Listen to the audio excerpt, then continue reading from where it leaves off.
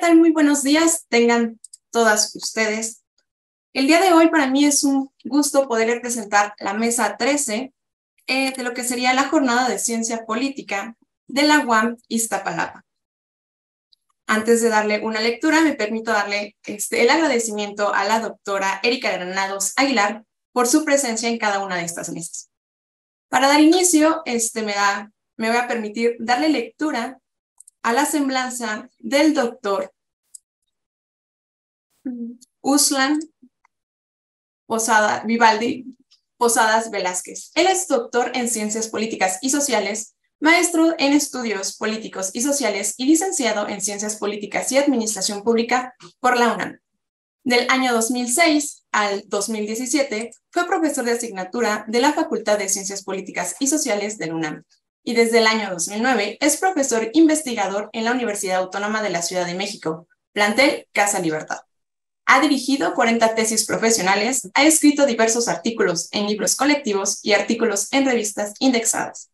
En octubre de 2014 fue ganador del primer concurso de ensayo académico GEDISA, organizado por el Colegio de Humanidades y Ciencias Sociales de la Universidad Autónoma de la Ciudad de México, dando como resultado la publicación de su obra Realidades líquidas, conceptos zombies, el léxico de la política en la globalización en marzo 2015. Bienvenido, doctor. Es un placer estar con usted el día de hoy. Muchas gracias. Buenos días, colegas, Andrea, Nicolás, Alejandro. Quiero pues también hacer un agradecimiento por la invitación a la doctora Erika Granados Aguilar, coordinadora de la carrera de Ciencia Política en la UAM Iztapalapa, y también de manera particular a Fabiola Guzmán Franco de la Cátedra Francisco I. Madero y a Omar Peredo también de la UAM Iztapalapa por pues las deferencias que siempre tienen conmigo.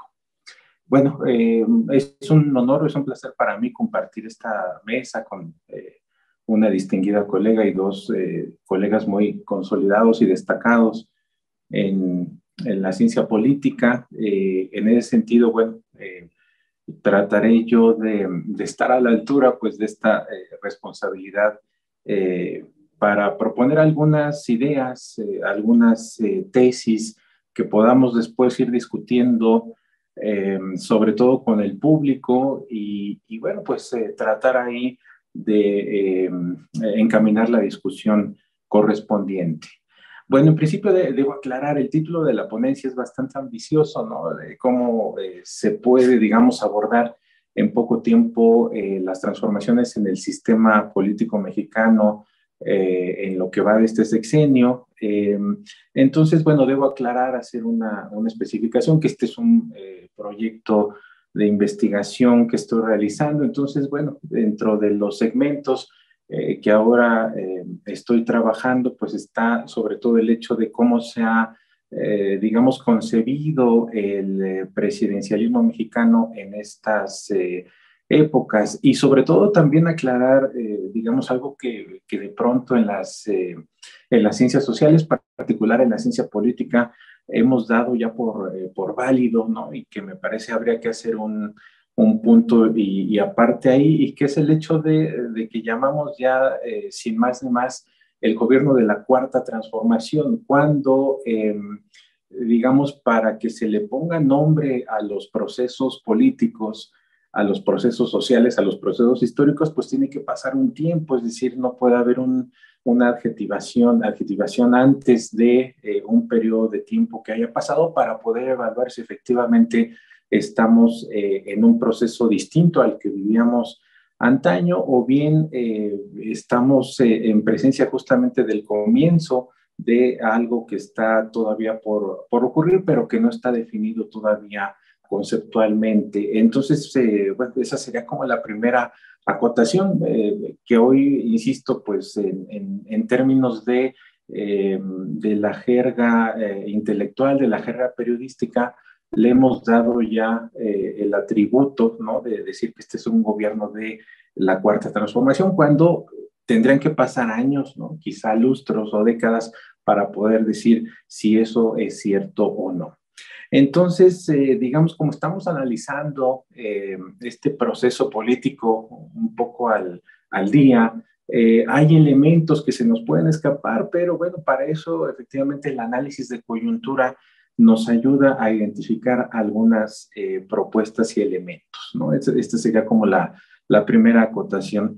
La segunda tendría que ver con que también en nuestra disciplina existe sobre todo un fervor por también inmediatamente equiparar las acciones de este gobierno al presidencialismo de antaño, es decir, a lo mejor al presidencialismo que describieron de manera muy puntual y sobre el cual tuvieron muchas críticas, pues no solamente personajes allegados al régimen, ¿no? Recordemos estos textos clásicos, por ejemplo, de Jorge Carpizo, el presidencialismo mexicano, sino pensadores de la izquierda histórica mexicana como Pablo González Casanova, Luis Javier Garrido, eh, por mencionar algunos, Octavio Rodríguez Araujo, y que también nos aportaron elementos para poder entender cómo concebir el presidencialismo autoritario. Entonces yo me di a la tarea justamente en el proyecto de investigación que estoy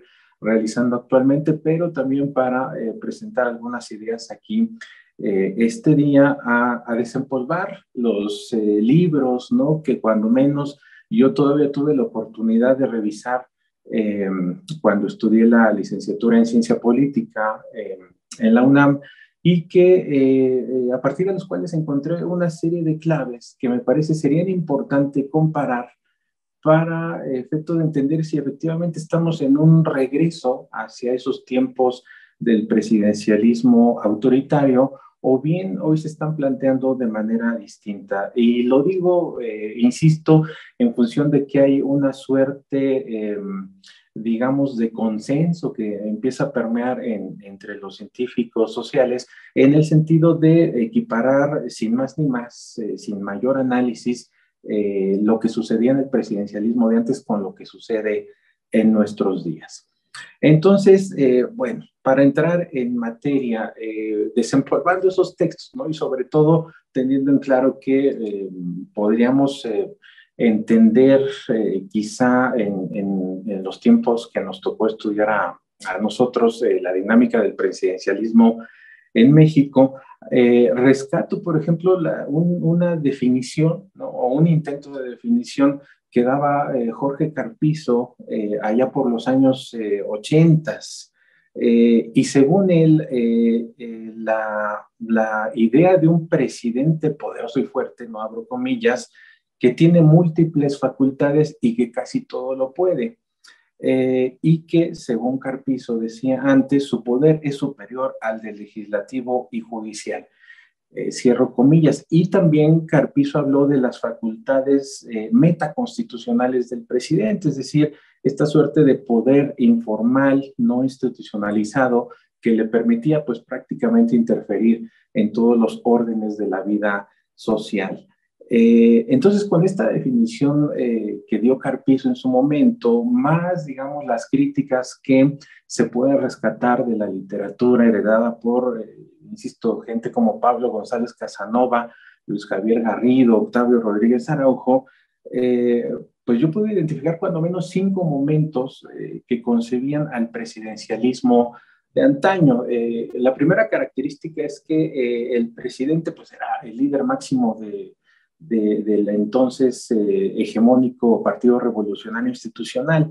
Entonces, esa característica pues hacía que prácticamente toda la condición corporativa a nivel nacional pues se volcara en tiempos de elecciones a favor de las posiciones presidenciales, lo cual daba como resultado a que pues Pablo González Casanova o Luis Javier Garrido lo calificaran como el partido del régimen o el partido de Estado, ¿no? A lo mejor esta es una categoría que hoy está un tanto en desuso, pero que es importante rescatar, ¿no? Pero bueno, el presidente como líder máximo del PRI. Voy a dar esta serie de 5 características rápido para después entrar a un proceso de comparación con lo que vivimos actualmente. Otra característica que era importante era la subordinación del poder legislativo al poder ejecutivo. El sometimiento del Parlamento las cámaras alta y baja al Poder Ejecutivo fue pues indiscutible, es decir, un poco esta lógica de todas las disposiciones, los proyectos de reforma que proponía el presidente en tiempos del PRI, pues eran aprobados por la abrumadora mayoría legislativa que tenía ese partido en las cámaras legislativas. Entonces, eso le dio una suerte de toque especial a la relación entre poderes, que como tal, pues no existía, era una suerte de simbiosis, ¿no? Así como la primera característica decía que el PRI estaba subordinado al presidente, pues lo mismo podríamos decir del poder legislativo. Otra característica que también es de suma importancia es que el titular del Ejecutivo interfería o intervenía de manera destacada en las principales decisiones económicas. Aquí tenemos que verlo en función del anterior modelo de desarrollo capitalista que permeó, digamos, la lógica de la época de la posrevolución y todavía hasta muy entrados los años 60 y 70, con una economía planificada, con una economía que no pudiéramos decir era enteramente asistencialista, sino una economía mixta, pero en la cual el presidente de la República pues tenía esa potestad de diseñar los principales trazos de la política económica. Una cuarta característica era pues algo que a lo mejor hoy también es un tema de debate, ¿no? Pero en sentido contrario, pero que se vivió en algún momento de este sexenio y que es el amaciato del poder ejecutivo con el poder judicial. Así como, digamos, existía una subordinación evidente del poder legislativo en otras épocas, el poder judicial pues era, digamos, francamente testimonial, no existía, digamos, un contrapeso realmente importante que pudiéramos decir hacía efectiva la división de poderes y en ese sentido pues hay que tener en cuenta que los magistrados, los ministros pues eran básicamente palomeados por el presidente en turno y eso hacía imposible una efectiva autonomía del poder judicial. Y una quinta característica, ¿no?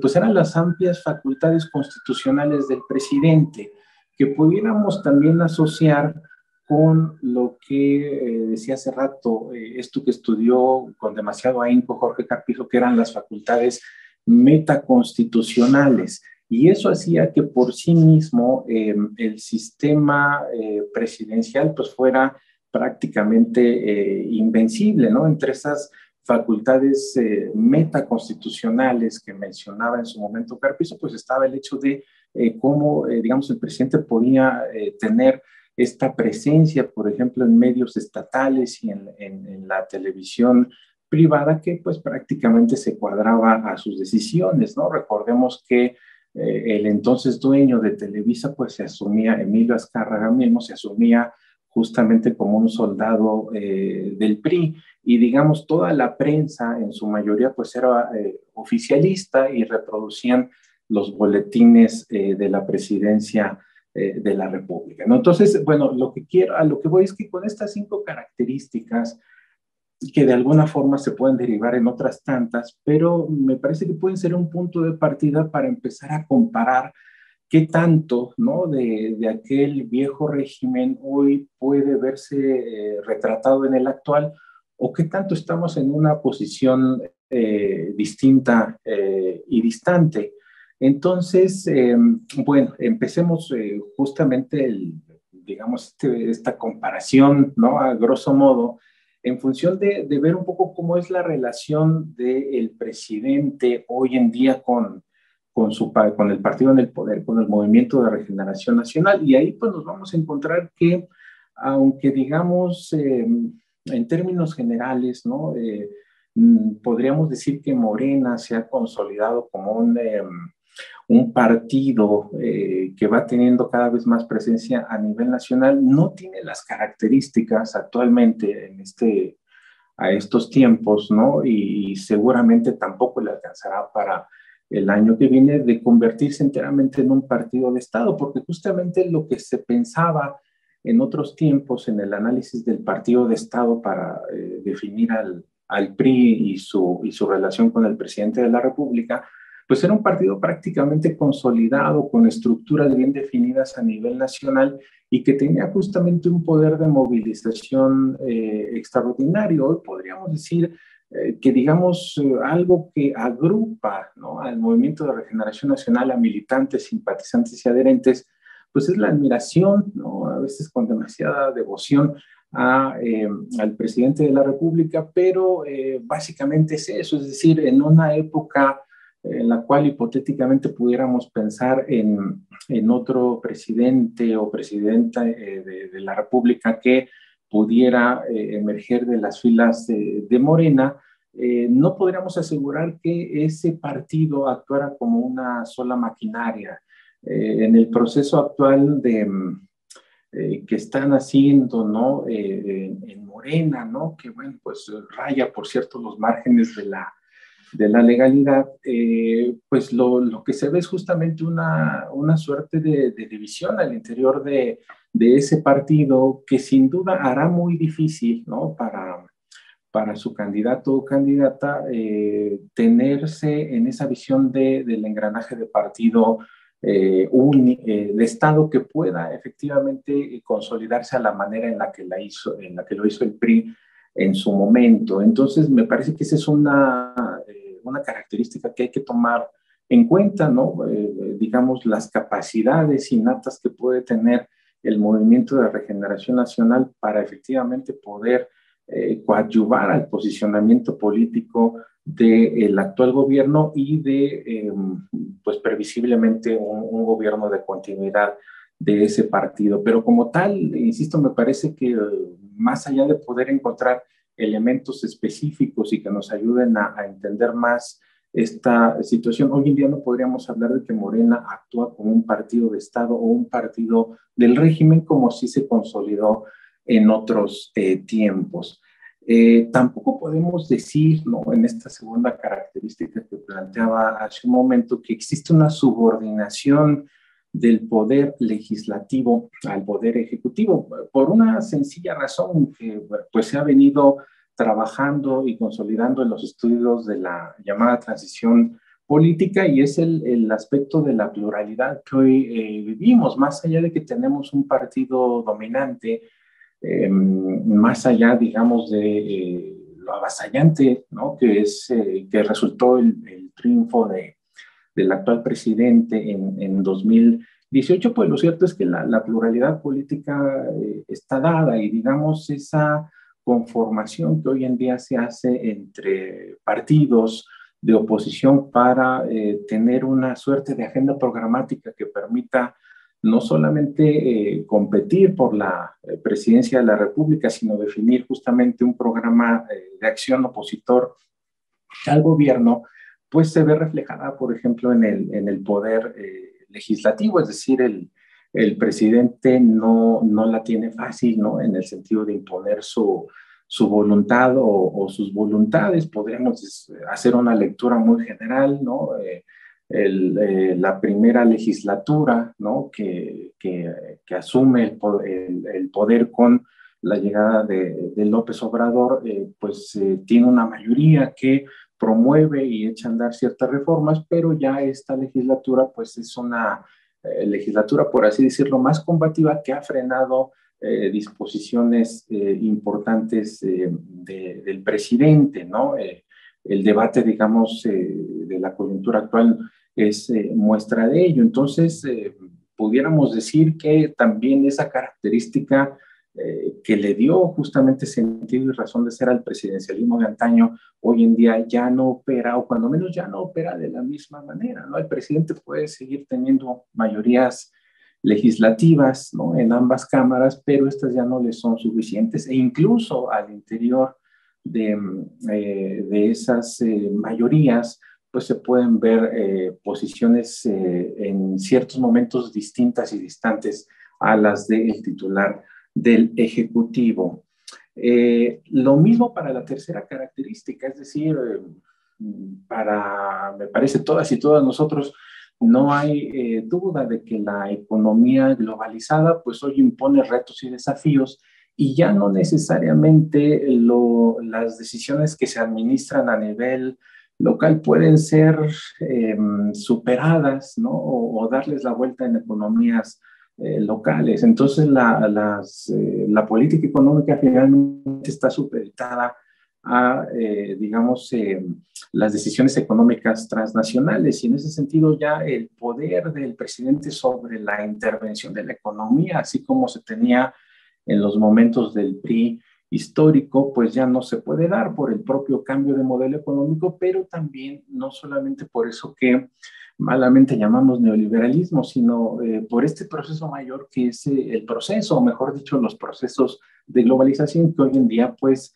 hacen que no necesariamente un presidente, por más poderoso que sea, pueda intervenir en la economía. A lo mejor hay rasgos, ¿no? Y eso quizás sea lo único que se analiza, rasgos de política social que efectivamente le den un cariz distinto a lo que se había hecho respecto a sexenios anteriores, ¿no? Entonces la política social del actual titular del Ejecutivo es muy agresiva, ¿no? Y muy, vamos a decirlo así, espectacular, y en ese sentido el análisis, digamos, más común lo que da a entender es que, bueno, pues eso tiene que ver con la política económica, pero tendría que ver nada más con una parte de la política económica y no con una intervención total del Ejecutivo en la economía. El punto 4 que decía hace rato, bueno, cómo se daba en otros tiempos el amaciato del Poder Judicial con el Poder Ejecutivo, bueno, pues era evidente, ¿no? Y todavía pudimos ser testigos, ¿no? En la época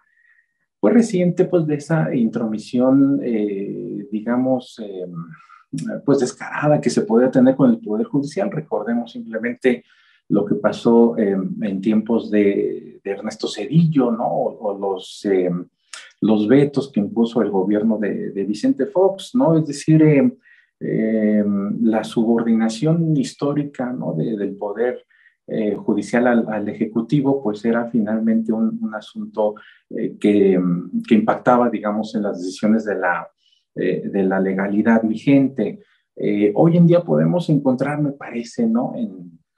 Pudiéramos analizar más a fondo esto, pero por obvio del tiempo, pudiéramos encontrar algunos momentos, ¿no? De la relación del poder judicial con el ejecutivo, ¿no? Es decir, el momento donde está el ministro Saldívar y el momento posterior a que se va el ministro Saldívar. Es decir, son dos momentos de relación del poder judicial con el ejecutivo, y al día de hoy pues podríamos decir que el poder judicial está haciendo realmente pues las labores de contrapeso, es decir, ya esta pretendida subordinación que de alguna forma se buscó en el marco del inicio del actual gobierno, pues hoy en día se ha desvanecido, y eso me parece que también debiéramos tomarlo en cuenta. Y la última característica, que quizá era la que más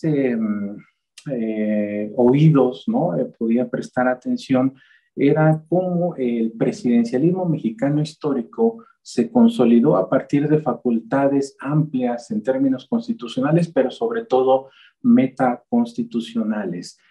Pudiéramos decir que el marco jurídico le sigue otorgando al presidente de la República ese tipo de facultades, ¿no? Que tienen que ver, por ejemplo, con el veto, ¿no? O con, digamos, posicionarse como una figura importante, ¿no? El hecho, pues, de ser comandante en jefe de las Fuerzas Armadas, pues da, digamos, ya de por sí una situación de poder inconmensurable, pero digamos, esas facultades que históricamente también se han dado en términos constitucionales, han ido acompañándose históricamente con las facultades metaconstitucionales, y hoy en día sí podríamos también quizá analizar con más cuidado en otro momento. Ya estoy por llegar al tiempo límite de mi exposición, pero quizá no, en otro momento, ¿no? A partir pues, de la discusión que podamos tener con el público, ¿no? O aquí con los distinguidos colegas, ¿qué tanto, digamos, de las facultades metaconstitucionales sigue permeando en términos del actual presidencialismo, porque dentro de esas facultades metaconstitucionales yo mencionaba hace rato, solo por mencionar, por decir alguna, el hecho del control de la prensa y los medios de información. ¿No? Podríamos decir que esa situación ya no existe, ¿no? O digamos, no es que hoy en día no puedan haberse conformado medios oficialistas, pero lo cierto es que los medios, por así decirlo, y entre comillas y con mucho cuidado, opositores al gobierno, pues hoy en día son mayoría, es decir, uno prende la televisión, escucha la radio o digamos en los portales de la web, podríamos encontrar mucha información no necesariamente positiva al gobierno, y eso también marca una diferencia. Lo mismo, por ejemplo, en la relación con la intelectualidad, es decir, quizá en otros momentos, ¿no? El grupo Vuelta, el grupo Nexos, ¿no? Representó un baluarte de legitimación hacia los regímenes priistas, ¿no? Digamos, ya hablando más contemporáneamente, pero bueno, la relación que sostenía el titular del Ejecutivo con la intelectualidad, pues era, digamos, un poco para legitimar sus decisiones. Y hoy en día podríamos decir que esa situación ha desaparecido. Y con ello no quiero decir, insisto, que no existan hoy en día intelectuales afines al régimen, ¿no? Bueno, incluso dirigen instituciones editoriales, pero digamos es una característica que ya no cumple con lo que se pensaba antaño. Entonces, en suma, ¿no? Mi idea, digamos, un poco tendría que ver con que ya no necesariamente la manera en la cual estábamos acostumbrados en la ciencia política a pensar el presidencialismo histórico necesariamente se cumple en este gobierno. Efectivamente habría rasgos, ¿no? Que pudiéramos decir, sí nos pueden, digamos, llevar a calificar al actual gobierno en cierto sentido con rasgos autoritarios, pero como tal, también me parece que habría que tener mucho cuidado en decir que es un regreso a los tiempos del presidencialismo histórico, porque cuando menos, ¿no? En esta breve descripción que he señalado, Un minuto para pues ya, sí, favor. muchas gracias, sí, ya no, digamos, se cumple con esta situación. Bueno, por respeto al tiempo de mis colegas, hasta aquí la dejo y les agradezco su atención.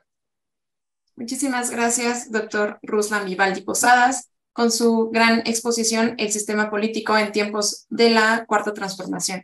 A continuación le vamos a dar la palabra al doctor Nicolás Loza Otero y él nos va a presentar la ponencia de legitimidad presidencial en México. El doctor Nicolás Loza Otero es doctor en Ciencias Sociales por el Colegio de México, profesor e investigador de tiempo completo en la Facultad Latinoamericana de Ciencias Sociales, en donde coordina la maestría en Gobierno y Asuntos Públicos. Ha sido profesor e investigador de la Universidad Autónoma de Zacatecas, maestría en Ciencias Sociales y licenciatura en Ciencias Políticas y la UAM Xochimilco, licenciatura en Sociología. Es miembro del Sistema Nacional de Investigadores. Una de sus más recientes publicaciones es Precompromiso y Coaliciones en la Asamblea Constituyente de la Ciudad de México 2022. En revista Euro-Latinoamericana de Análisis Social y Político. Bienvenido, doctor Nicolás Loza, y tiene hasta 25 minutos para presentar su ponencia. Muchas gracias. Muy buenos días a todas las que nos escuchen, a todos los que nos acompañan en esta ocasión. Quiero empezar agradeciéndole muy especialmente a las organizadoras de esta actividad que me hayan invitado. Es la segunda ocasión que estoy en este tipo de jornadas, me parecen muy atractivas, muy interesantes. Espero que haya estudiantes jóvenes escuchándonos, viéndonos y que pues al menos alguna idea se lleven de esta ocasión. Bien, lo que voy a presentar, incluso voy a hacer una referencia un poco de carácter casi que personal. Es un trabajo que hace mucho tiempo empecé, fue propiamente el tema con el que yo me doctoré. Lector de esa tesis fue, por cierto, el doctor Alejandro Moreno, que anda por acá. Y bueno, este tema de legitimidad, por distintas razones que ahorita algunas voy a exponer, lo dejé. No volví a trabajar sobre él, aunque mantuve siempre interés, hice algunas mediciones que también voy a compartir aquí ahora, y lo he pensado eventualmente en distintas ocasiones, y recientemente, a raíz de la manera en que se está configurando la política, no solo en México, sino en muchos países, y la creciente utilización del concepto de polarización afectiva, encontré conexión, digamos, entre esta realidad del campo político, es decir, rivales polarizados, cuya polarización además no solo implica que hay distancia entre puntos de vista, sino que hay una distancia emocionalmente fuerte, que implica que lo que gana uno lo pierde el otro en un juego de suma cero. Encontré conexión entre esta lectura y el problema de la legitimidad. Y cuando me invitaron a estas jornadas, me pareció atractivo retomar, porque como les digo, he hecho algunas mediciones sobre el asunto y quiero retomarlo, y dije, ahora es cuando, más aún cuando el día de ayer se cumplieron 35 años de la elección presidencial de 1988, en que pues claramente hubo un fraude electoral en contra de el candidato del Frente Amplio, del que sería después el PRD, Cuauhtémoc Cárdenas. Tal vez no ganó, pero seguramente le quitaron muchos puntos. Hay trabajo académico muy serio, muy interesante sobre cuál fue el tamaño de ese fraude, pero el fraude en sí mismo puso sobre la discusión pública el asunto de la legitimidad, es decir, de quién tiene derecho a ser presidente. Y ese tema nos ha venido acompañando después del 88, particularmente en 2006, en que hay otra elección discutida, y pareciera que ahora, en el entorno de polarización afectiva, va a seguirnos acompañando. Es decir, porque una de las características de la polarización afectiva es tratar a los adversarios como enemigos, a los competidores como piratas, es decir, como gente que no tiene autoridad o un lugar legal o legítimo para ser opositor. Entonces, voy rápido, esto era un poco la introducción a por qué retomo este tema, qué significado tiene para mí, y voy rápido sobre lo que quiero presentarles ahora. Bueno, miren, no voy a detener a decir cuál es la estructura de la presentación, ya la iremos viendo, pero cuando hablamos de legitimidad presidencial, sobre todo en la discusión pública, no tanto así en la especializada, es decir, entre politólogos y sociólogos, pero, sin embargo, sí hay un eco de esta lectura que ahorita voy a decirles sobre legitimidad, solemos entenderla como respaldo. Es decir, un presidente o una autoridad es legítima y mucha gente asocia esa idea de legitimidad con respaldo. Y entonces se utiliza muy frecuentemente el indicador de popularidad presidencial o de aprobación presidencial como indicador de legitimidad. Lo que quiero decir, aquí estoy mostrando cuál es la popularidad presidencial de 5 presidentes mexicanos, medida todas ellas con encuestas y preguntas que son comparables. Es un dato a nivel nacional. Y lo que quiero decir es que es una medida de respaldo que normalmente pensamos que se construye a partir del juicio de las personas acerca de si el presidente está haciendo bien su función. Es decir, si nos proporciona seguridad, si nos ofrece respeto, digamos, a las reglas de convivencia, si nos da certeza, si nos genera lo que uno esperaría de un presidente o de un poder ejecutivo, como pueden ser pues, infraestructura, oportunidades, educación, salud. Es decir, obviamente, ese juicio de aprobación pues puede ser muy distinto los criterios con los que yo o un universitario aprueba al presidente de los criterios con los que una persona de la tercera edad que recibe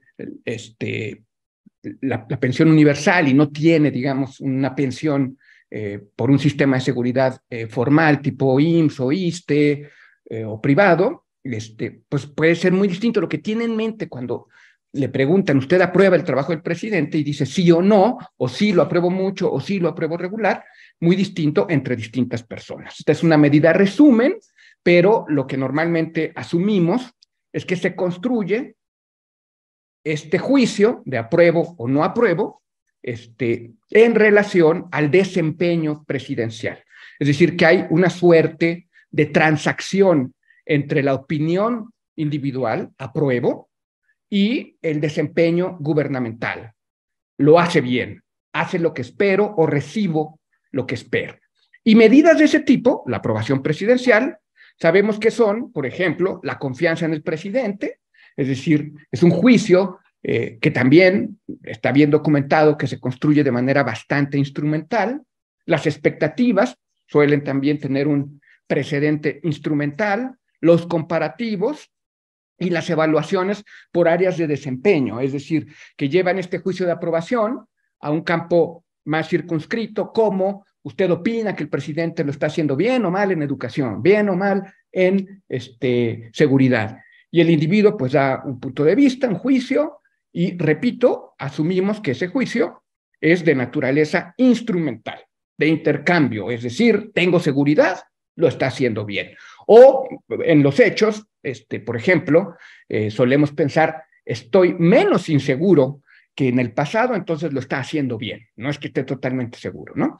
Ese intercambio instrumental, sin embargo, aplica a preguntarnos si es totalmente racional. ¿Qué quiere decir racional en este caso? No es racional sinónimo de inteligente, sino más bien de que se construya el juicio con base en suficiente información, contrastando, digamos, hechos con expectativas y sacando una conclusión. Lo que sabemos, sin embargo, es que estos juicios instrumentales no son tan racionales. Y voy a poner un ejemplo elemental y un poco extremo, pero para que quede claro, digamos, el padre, la madre, que juzga el desempeño estético, para ponerlo en el campo más complicado, de su hijo, seguramente dirá que las obras que produce son hermosas. Y ahí, aunque hay un juicio que se construye aparentemente racional, pues nadie dudará de que el componente emocional del padre con el hijo, pues hace que su juicio lo lleve a juzgar un garabato horrible como una obra hermosa.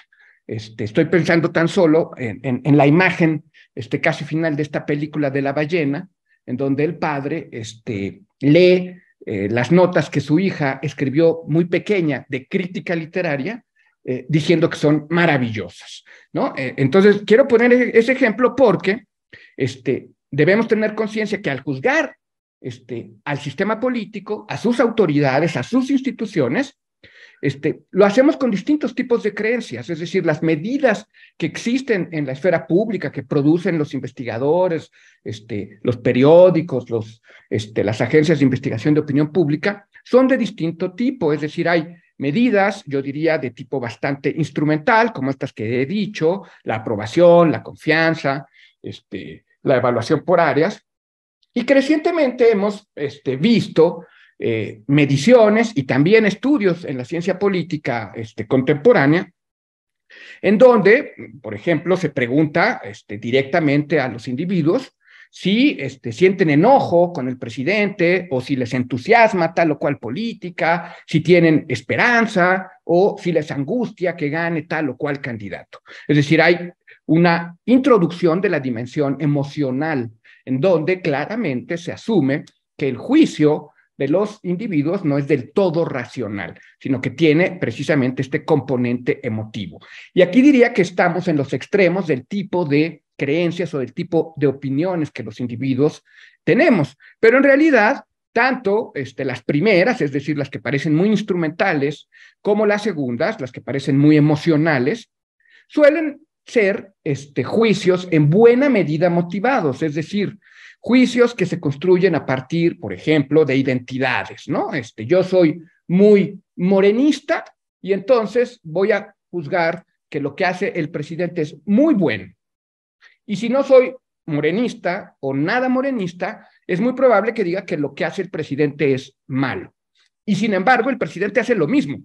Es decir, para unos y para otros, pero el juicio está mediado por esta identidad. Y pongo otra vez un ejemplo rápido, sencillo, pensando en que quizá nos están viendo estudiantes que no conocen bien esta teoría de la identidad y en particular de la identidad partidista. Pero el ejemplo podría ser, pues, una persona que ve fútbol, que le va al Cruz Azul, y en ese, no solo le va, sino que sus padres le iban al Cruz Azul, él le va al Cruz Azul, es muy emocional en su involucramiento con el equipo, va a haber un partido en donde el equipo juega muy mal, quizá pierde, por goleada, sale del partido y dice qué gran partido dio el Cruz Azul, el árbitro es un ratero.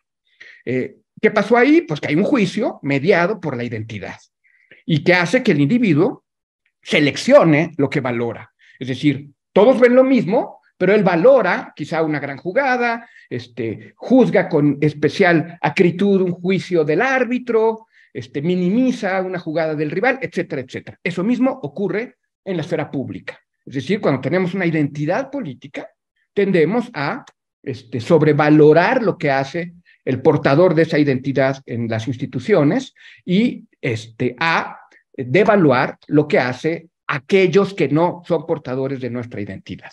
Entonces, la legitimidad sería un juicio en donde todo esto se involucra, pero es más de naturaleza, finalmente, multidimensional. Es decir, no diría yo que su naturaleza es instrumental o que su naturaleza es emocional, sino que es multidimensional. Me voy rápido.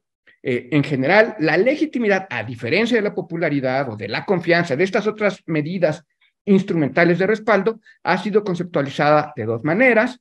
Una en sentido amplio, que no me voy a detener en ella, pero que es propiamente, digamos, hacerla sinónimo de confianza, de aprobación, de apoyo, así se ha operacionalizado, tampoco me voy a detener aquí, y me voy a detener en lo que yo llamaría el sentido estricto de la legitimidad, que es el conjunto de creencias que conceden derecho de mando a los gobernantes y deber de obediencia a los gobernados, que es, digamos, la definición clásica weberiana.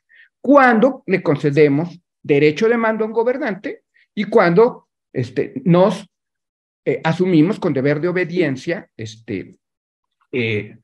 frente a ese gobernante. Entonces, digamos, esa es la pregunta acerca del origen de la legitimidad. ¿Cuándo esto ocurre? Y, digamos, junto con esa pregunta, ¿cuándo ocurre? No cómo, no cuándo, sino simplemente si, por ejemplo, ustedes, cuando respetan un semáforo, cuando pagan sus impuestos, cuando tramitan su credencial de elector, cuando van a votar, cuando la autoridad dice no salgan de sus casas porque hay un virus peligroso, la acatan, pues ¿por qué lo hacen? ¿No? Porque le dan deber a ustedes de obedecer y a esa autoridad derecho de mando. Entonces, rápidamente yo les diría que cuando un sujeto obedece, lo que nosotros vemos es la obediencia, es decir, te quedas en tu casa, pagas impuestos, sacas tu credencial, lo que sea, pero en realidad, pues hay una razón, digamos, de esa obediencia o un conjunto de razones que es en principio una caja negra, porque nosotros lo que vemos es a la persona, repito, haciendo lo que el gobierno establece. Pero ¿por qué lo hace? Y entonces yo muy resumidamente diría que podemos decir que una razón puede ser instrumental, es decir, yo me quedo en mi casa porque si salgo me voy a contagiar y me voy a morir. No me importa quién lo dice, no me importa si Gatell es un tipo competente o no, si AMLO me cae bien o mal, eso es irrelevante, me quedo porque me conviene. Pero puede ser que junto a este juicio, claro, instrumental, de autointerés, pues también yo diga, bueno, pero además son la autoridad en salubridad uno, la autoridad nacional el otro, el presidente, y pues es lo que están diciendo y es lo que tenemos que hacer. Es decir, les concedo ese derecho más allá de mi propio autointerés. Y concederles ese derecho de mando puede ser, repito, alimentado por mi autointerés, pero también porque digo, bueno, pues son los que los mexicanos eligieron, bueno, son los que están aquí para hacer guardar la ley y el interés colectivo. Y esos son, digamos, estos mecanismos que ahorita no me voy a detener, pero que esencialmente podemos decir que pueden ser instrumentales, las razones por las que obedezco, o, lo voy a simplificar, pueden ser sustantivas, ¿no? Y aquí ya las pongo rápidamente, pensando en el tiempo. Yo hice, digamos, como una operacionalización de las razones de obediencia antes de la transición democrática en México, es decir, antes de los años 97, 2000, y después de los años 2000, ¿no? Yo esencialmente lo que les diría es que nosotros le podemos conceder derecho de mando a una autoridad, pues porque creemos que hizo los procedimientos que en el Estado moderno deben hacerse para que sea autoridad y actúe como tal, que esencialmente pues son un origen en una elección democrática y un desempeño apegado a la ley. Es decir, no es solamente que el origen sea democrático, sino que su desempeño también sea democrático. Es decir, decisión mayoritaria y Estado de Derecho. Pero también hay gente que le da autoridad a la autoridad pública por razones sustantivas, es decir, porque lo hace bien, porque tiene muy buenas intenciones, porque es un portador de la causa del pueblo o del tal o cual interés público. Y durante bastante tiempo, como les decía, yo he estado haciendo mediciones ocasionales, no me voy a detener ahorita a presentarlas por, otra vez digo, razones de tiempo, pero quiero mostrarles, yo a la gente les hago en distintas encuestas, aquí estoy presentando unas entre el 97 y 2006, les hago la pregunta de por qué dirían que obedecen a el presidente de la República.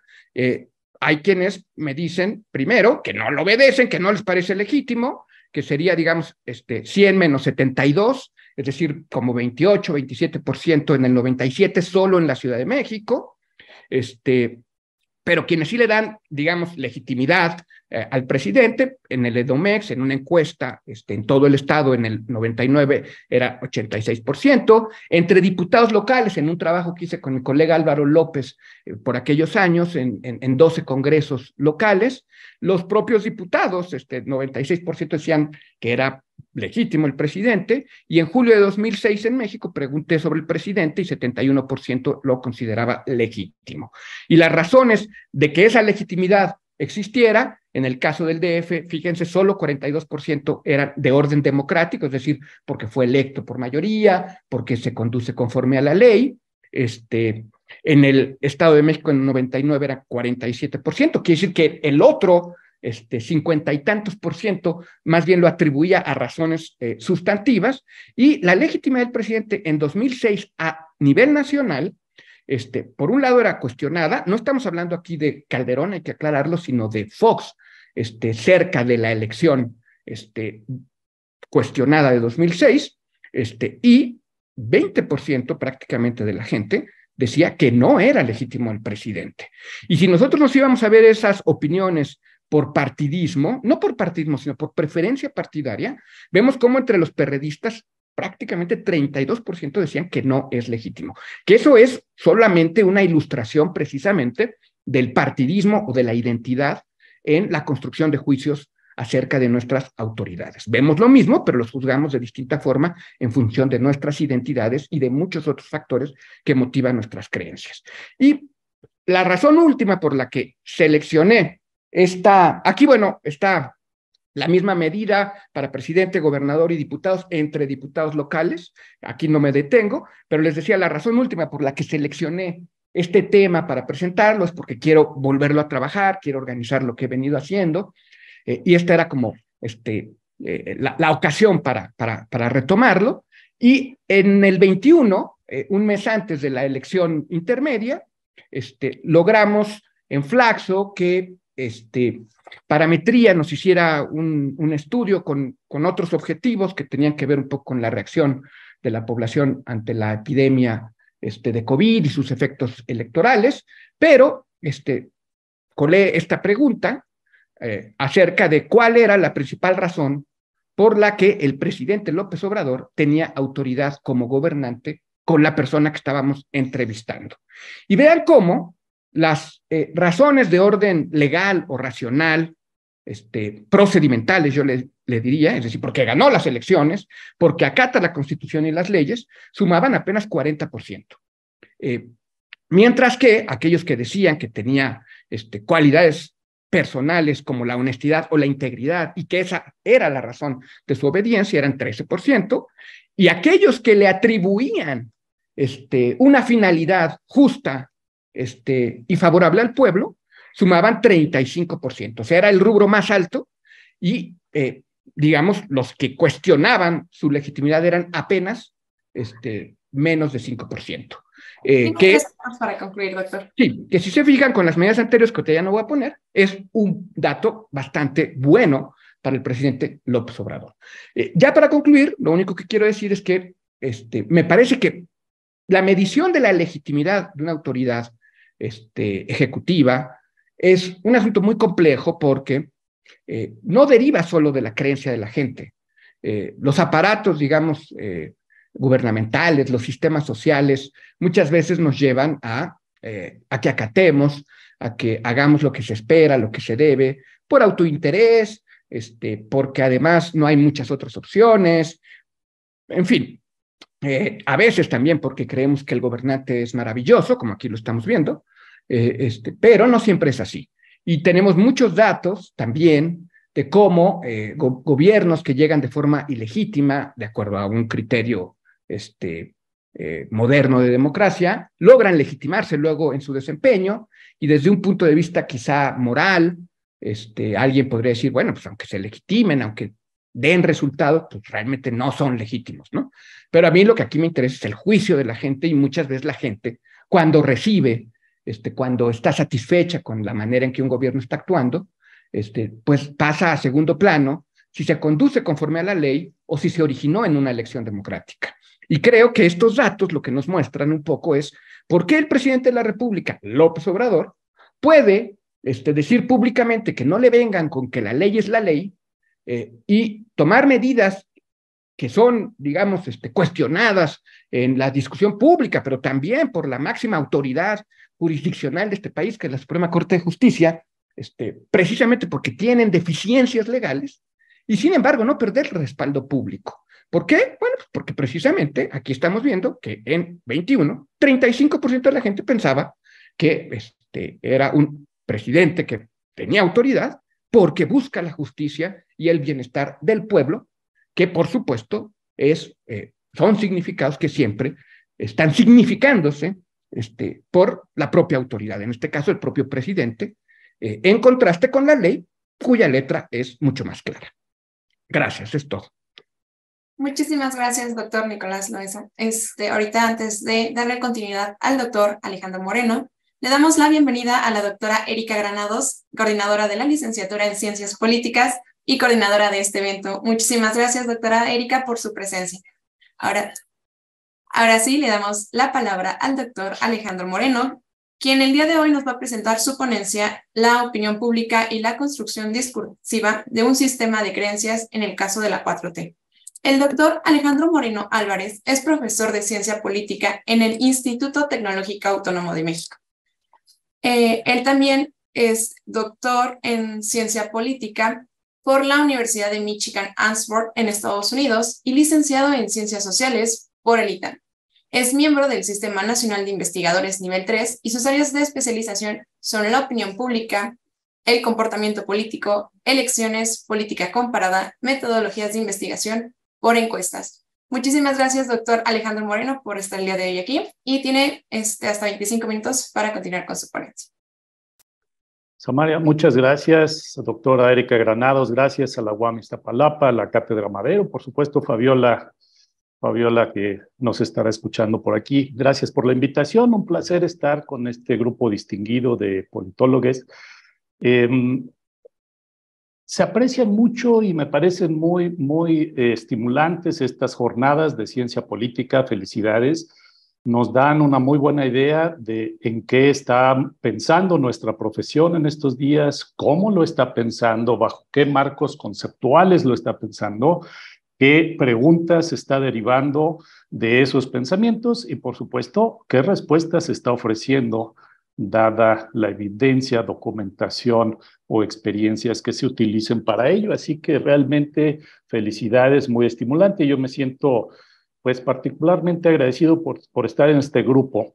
Hay una ponencia que voy a dar de la manera más compacta posible dentro de los tiempos, de la cual quiero dar un contexto muy brevísimo, que es sobre todo escuchando a mi colega y amigo Nicolás, de viejas teorías y viejas preguntas pues que nos llamaban la atención hace ya algunos años y cómo regresamos a ellas.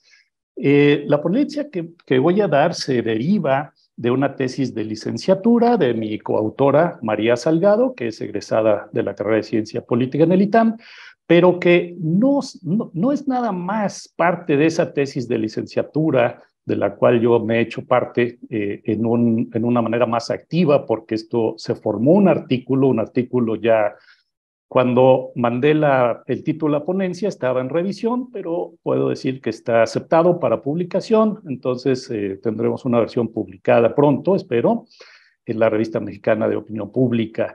Pero creo que la historia va más allá. Se deriva de alguna de las clases del curso de opinión pública que estaba dando en el ITAM y que en ese momento María alzó la mano y dijo, a mí este tema me interesa, quiero ahondar en ello y creo que hay mucho que hacer. De hecho, tiene una aplicación muy clara. Y me llama la atención porque en estos días de redes sociales y de TikTok y de Instagram, donde muchas de las canciones de los años 60 se retoman y forman parte de nuestra cultura compartida en otras versiones remixeadas, pues parte de la curiosidad fue rescatar el viejo trabajo de Philip Converse de 1964 sobre la naturaleza de los sistemas de creencias entre los públicos de masas, que María y un servidor consideramos que tenía mucho que ofrecer a pesar de su, digamos, ya, pues, ¿cómo decirlo? De su, no quiero decir caducidad, porque lo que proponemos es que está muy vigente, pero ya de su edad, quizás esa sería la palabra, que además sienta las bases para lo que fue pues el marco conceptual del mismo Nicolás Loss en su tesis de doctorado de John Saller. Entonces, creo que hay mucho allí y me parece interesante retomar estas cuestiones desde los años 60, el artículo clásico publicado en el 64. Y la pregunta básica es la siguiente. El planteamiento es que si bien Andrés Manuel López Obrador venía hilvanando una narrativa desde tiempo atrás que podríamos llamar de distintas maneras, discursiva, cuasi ideológica, en todo caso una narrativa desde la oposición en la cual había elementos centrales, marcos conceptuales, encuadres, framing.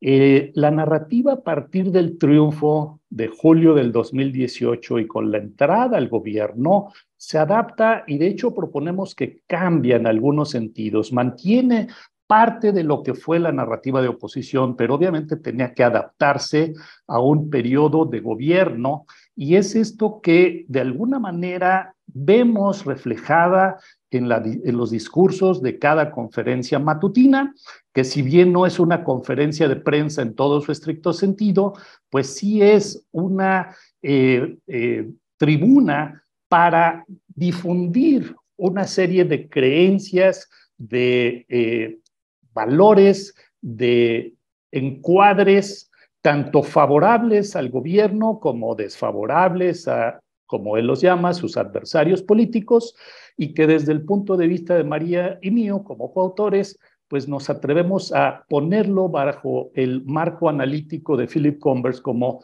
el sistema de creencias de la cuarta transformación, el sistema de la 4T para ser cortos, que consiste, y no voy a, digamos, abundar en todos los temas que lo constituyen, hay algunos muy claros que vienen desde antes, primero los pobres, la austeridad, adaptaciones dinámicas, como diría Converse, al tema de la militarización o, desde el punto de vista del gobierno, al papel de las Fuerzas Armadas en la vida pública, la purificación de la vida pública y otros encuadres similares. Me parece que hay toda una narrativa aquí que, como proponemos, sí viene de atrás en muchos elementos, pero que inicia a partir del triunfo de 2018 y de la entrada al gobierno. El elemento central es el concepto, el encuadre de ser el gobierno de una cuarta transformación, con referencia a lo que el presidente considera las tres grandes transformaciones previas: la independencia, la reforma liberal y la Revolución Mexicana. Por supuesto, hay en todo esto un elemento narrativo importante que, para quienes nos interesan las temáticas de opinión pública y de conducta política masiva, pues la pregunta central es hasta dónde ha permeado esta narrativa de la cuarta transformación en el electorado mexicano y qué podemos encontrar al respecto que nos diga no solamente algo sobre la reacción de la opinión pública, sino también sobre los distintos procesos de comunicación política a los que estamos expuestos, particularmente este que ha sido muy enfático. Pocas veces, si es que acaso lo habíamos visto, me parece que no, que haya un continuo, una continua diseminación discursiva, como la hemos visto en este gobierno, no solamente a través de las conferencias mañaneras, sino también a través de toda una estructura de difusores, tanto del Estado como informales, incluso a través de redes sociales, que van diseminando constantemente esa discursiva, esa narrativa, y que de alguna manera podemos, pues, preguntarnos, como dije hace un momento, ¿qué tanto ha permeado, qué tanto ha definido, redefinido a la opinión pública? Esto de alguna manera podría conectarse con lo que mencionaba Ruslan acerca de si podemos hablar de un regreso a ciertas características del gobierno en el pasado.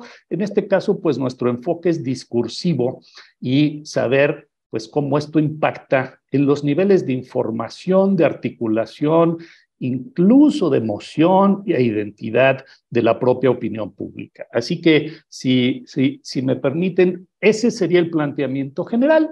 Lo que hicimos en nuestra tradición cuantitativa, muy tamita en este caso, también lo puedo decir, pues tratar de poner una serie de hipótesis a prueba a través de datos de encuesta que recopilamos. Primero, debo decirlo, en una encuesta entre estudiantes del propio ITAM, que hicimos precisamente en ese curso de opinión pública y que nos arrojó datos muy interesantes y que me animó a mí a incorporar una batería de preguntas muy específica en una encuesta nacional más recientemente, o más bien después de haberla puesto a prueba con estudiantes. Así que nuestras expectativas aquí son, uno, con base a la teoría de los sistemas de creencias de Converse, pues que la diseminación de sistemas de creencias es un proceso bastante imperfecto que llega a ciertos segmentos que por lo general están más informados que otros y particularmente más informados con este sesgo afectivo partidario o que hoy, para ponerlo en términos más actuales, pues tienen un sesgo de razonamiento motivado. Si es de acuerdo con tu creencia o sentimiento, pues es más fácil que lo busques, lo aceptes, lo proceses, lo recibas como paquete informativo. Si no lo es, pues probablemente no va a ser así. Pero digamos que la teoría de Converse no se limita solamente a la varianza de información que hay en la opinión pública, a las enormes asimetrías informativas con poca gente muy enterada de ciertos temas y mucha gente poco o nada enterada sobre esos temas, pero también el grado de articulación, lo que Converse llama el constraint del belief system. Cuando el presidente y su movimiento nos van diciendo qué va con qué y por qué se justifica la austeridad, cómo ésta se conecta con la corrupción, cómo ésta se conecta con la idea de los privilegios, cómo ésta se conecta con etcétera, etcétera. Me parece que aquí la construcción del sistema de creencias es muy específico y la pregunta derivada de esto no es nada más qué tanto se recibe o qué tanto permea, sino qué tanto se entiende, qué tanto articula a la opinión pública en su conjunto o a segmentos de la opinión pública específicos. En otras palabras, qué tanto organiza nuestra manera de ver el mundo político o al propio presidente, vinculándolo con lo que mencionaba Nicolás. Creo que tiene una aplicación acerca de efectivamente incluso justificar maneras de apoyo político o de legitimidad política. Aquí hay una serie de hipótesis que nos guían y que tienen que ver con la selección, con la atención, selectiva de las personas en el electorado, en la opinión pública, y que, por supuesto, nos lleva a pensar que aquellos que son seguidores del presidente o de su partido o de su movimiento son más probables no solamente de poner atención al presidente y sus dichos y el ethos de la 4T, sino de articularlo, de usarlo como un marco organizacional en nuestras preferencias, en nuestras actitudes, en nuestras opiniones acerca de lo político.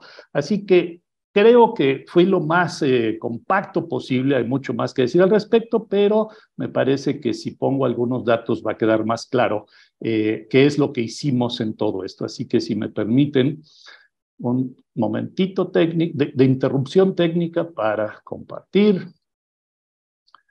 Y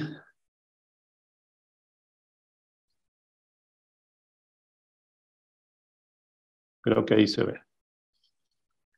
Entonces, como dije, este es un artículo que ha sido aceptado para publicación. Esperamos tener una versión pronta. Todo esto me lo brinco. Quizás el reto o los dos retos mayores en términos de actividad empírica, cuantitativa, es, por un lado, medir la varianza en información, lo que nosotros llamamos recepción informativa, muy al estilo del axioma de Saller, Nicolás, sobre la accesibilidad de información, que tanto se reciben. Y por otro lado, siguiendo a Converse 1964, este concepto de constraint, de qué tanto asimilamos el sistema de creencias que ha difundido el presidente y su gobierno a lo largo de estos 5 años de gobierno, más el periodo previo después de haber sido electo en julio. Pues aquí nos vamos de una manera muy tipo Saller 92 para medir la varianza en conocimiento, en información, en recepción del discurso presidencial. Lo llevamos a cabo a través de una aproximación de reconocimiento de frases a las personas entrevistadas, en este caso 500 a nivel nacional. Les pedimos en la encuesta que pudieran completar o que completaran, si es que pudieran, las frases con la palabra faltante. Entonces, como ven, aquí hay una serie de frases que el presidente no solamente ha dicho una vez, sino que ha sido recurrente. Entonces, la probabilidad de que esto se recuerde entre la opinión pública es alta, pero sí hay una varianza. Por ejemplo, abrazos no, y aquí no se les daba la palabra, la completaban, no balazos, la recordó, la respondió correctamente el 79% de nuestra muestra. No puede haber gobierno rico con pueblo pobre, el 56%, por el bien de todos, primero los pobres, 53%, hasta aquí se acaba el recordatorio mayoritario.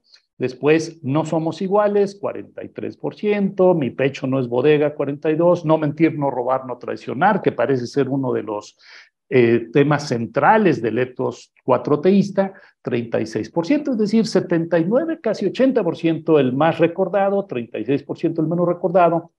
Y lo que hicimos con esto fue un índice de recepción del discurso obradorista como aproximación tipo John Saller, en el que podemos tener en un lado de la escala 6 puntos para aquellos que recordaron todas las frases, 0 puntos para aquellos que no recordaron ninguna de las frases, y nos da perfectamente bien una distribución del nivel de recordación o de recepción de estos elementos discursivos, con un alto nivel de confiabilidad estadística, por supuesto, así que lo usamos como un índice nos damos a la tarea de analizarlo, y quienes más recuerdan los dichos del presidente, pues son con toda claridad morenistas, gente que aprueba el trabajo de López Obrador, y controlando por otros aspectos ideológicos, de interés, de clase social, de nivel de escolaridad, pues realmente no hay otros elementos que nos ayuden a explicar tanto el nivel de recordación, excepto, y esto me parece que es un resultado sorpresivo, porque pensábamos que el presidente se beneficiaba de las benditas redes sociales, como él lo ha mencionado, pero en realidad quienes más recuerdan los dichos del presidente son aquellos que utilizan con mayor frecuencia los medios tradicionales como la televisión, la radio, los periódicos, y eso nos parece que es algo a destacar y que refleja la nueva base de apoyo social del presidente, otra vez ligándolo con el tema de la legitimidad. Pero no nos quedamos ahí. Lo que más nos importa desde el punto de vista de Converse es la idea de constraint, la asimilación, qué tanto estos dichos o qué tanto el discurso y la narrativa general del presidente ayudan a la gente a organizar sus opiniones políticas. Así que lo que hicimos en este caso fue preguntar la postura con respecto a varios de las, vamos a decirlo, políticas o posturas del presidente y su gobierno, para ver qué tan de acuerdo o en desacuerdo está la gente con ellas. Por ejemplo, 69% dijo estar de acuerdo con la frase por el bien de todos, primero los pobres. 65% estuvo de acuerdo. En ese momento era muy coyuntural la discusión del plan B de reforma electoral. 56% de acuerdo en que los militares se hagan cargo de la seguridad pública y 52% de acuerdo con la política de austeridad republicana. Estas distintas preguntas de actitud y de opinión se relacionan bastante entre sí, nos dan la posibilidad de hacer un índice bastante confiable estadísticamente de lo que vamos a llamar ya no recepción del discurso, que lo medimos con las preguntas anteriores, sino asimilación del discurso. Es decir, desde el punto de vista de Converse 64, si estoy de acuerdo con una cosa que propone el presidente, es probable que esté de acuerdo con otra y así sucesivamente. Es decir, esto es lo que en todo caso conformaría un belief system, un sistema de creencias más o menos coherente, coherente en el sentido de la fuente discursiva. Puede ser incoherente entre sí. De hecho, el cambio discursivo del presidente sobre la militarización, cuando le pregunta a una periodista en una de sus mañaneras, oiga, ¿usted cambió de opinión? Pues sí, cambié de opinión, y eso Converse le llamaría un ajuste discursivo, un ajuste al sistema de creencias en un sentido dinámico. Lo que hicimos con estas preguntas fue un índice de asimilación. Volvimos a hacer el ejercicio de una regresión multivariada, ahora con la asimilación como variable dependiente. Incluimos también el índice de recepción, que para Converse, para Saller, para muchos otros en esa tradición es importante controlar por los niveles de información. Y lo que encontramos aquí es que la aprobación a López Obrador sigue siendo de los elementos centrales en explicar la articulación del sistema de creencias de la 4T, la postura hacia la 4T. El morenismo ya no tanto se debilita, pero sí claramente aquí hay un tema de vinculación con el presidente y su movimiento. Sabemos que ser, y esto lo he argumentado varias veces en mi trabajo periodístico, ser morenista y ser obradorista están correlacionados, pero no es lo mismo. Así que estos resultados nos están dando un poquito más de evidencia de ello, y por supuesto el índice de recepción sale muy significativo para entender el nivel de asimilación. De hecho, es lo más importante, lo cual confirma un poco los postulados tanto de Converse como de Saller, en el sentido que el nivel de información y estas asimetrías informativas importan en la coherencia ideológica. Para terminar con un par de gráficas y no dejarnos, para quienes detestan o no les gustan estos numeritos, creo que esto es mucho más claro. Las probabilidades que se predicen a partir de nuestro modelo de articulación discursiva, por ejemplo, si ustedes ven controlando por niveles de información, que son los que aparecen aquí como bajo, medio, alto, y con predisposiciones morenistas o de simpatía opositora, pues aquellos morenistas, en general los morenistas tienen una mayor articulación discursiva. Es obvio que el presidente en las mañaneras le habla a sus seguidores fundamentalmente, que el discurso presidencial está claramente articulado hacia su base de apoyo sociopolítico. Y esta gráfica lo señala muy claramente. A mayor nivel de información entre morenistas, suele ser mucho mayor la articulación del discurso del sistema de creencias de la 4T. Lo mismo con aquellos que están a favor y en contra de la 4T. Lo que sí resulta interesante es que, pues, no hay un efecto de polarización tan fuerte como esperaría alguien como sale en este tipo de gráficas. Sí se dividen, pero se mueven en la misma dirección. También los anti-4T suelen tener un poquito más de articulación si ponen más atención al discurso obradorista, pero claramente la articulación es mucho más alta entre aquellos que son seguidores de la 4T. Pareciera que estos resultados son más que obvios, es decir, el presidente le habla a su coro, a sus seguidores, a sus fieles. Estos, entre más atención le ponen al presidente, más articulación muestran en el sistema de creencias de la 4T, y me parece que eso son resultados suficientes para decir, pues, después de varias décadas y con todas las críticas y revisionismos que se han hecho a la teoría de Converse sobre el sistema de creencias, me parece que algo de aplicación sigue teniendo y que nos da la oportunidad para ver esto no nada más como un tema de encuadre o framing de la 4T, sino como la diseminación de un sistema de creencias, de un belief system, de un ethos político, ideológico, social, que pues prácticamente hay que considerar como una parte central y fundamental del gobierno actual. Sus bases comunicacionales han sido importantes, sus alcances son diversos, son asimétricos, son diferenciados, y lo que sí vemos es que pues el presidente le habla a su electorado, y este electorado suele escuchar. Las implicaciones para el comportamiento electoral son varias, pero eso es algo a lo cual ya no voy a entrar porque me parece que mi tiempo se ha terminado. Muchas gracias. Muchísimas gracias, doctor Alejandro Moreno. Sin duda es una intervención bastante interesante. Y ahora es turno de presentar a la doctora Andrea Samaniego Sánchez, quien es licenciada en Ciencias de la Comunicación, maestra en Estudios Políticos y Sociales y doctora en Ciencias Políticas y Sociales con orientación en Ciencias Políticas, que se ha enfocado a los problemas de la sociedad contemporánea, producto de la globalización, a partir de un análisis del discurso. Ha estudiado temas referentes a la ciencia política con una perspectiva propia de las ciencias de la comunicación y con ello tener un panorama interdisciplinario. Desde hace más de 5 años ha estudiado el discurso presidencial mexicano como una forma de hacer política y entender al Estado dentro de la globalización. De igual manera, se ha interesado y ha investigado sobre la violencia política de género y cómo es tratada en los medios de comunicación. Bienvenida, doctora Andrea Samaniego, quien hoy nos presenta la ponencia de las mañaneras, análisis de la comunicación política de un sexenio. Bienvenida, doctora. Hola, ¿qué tal? Buenos días.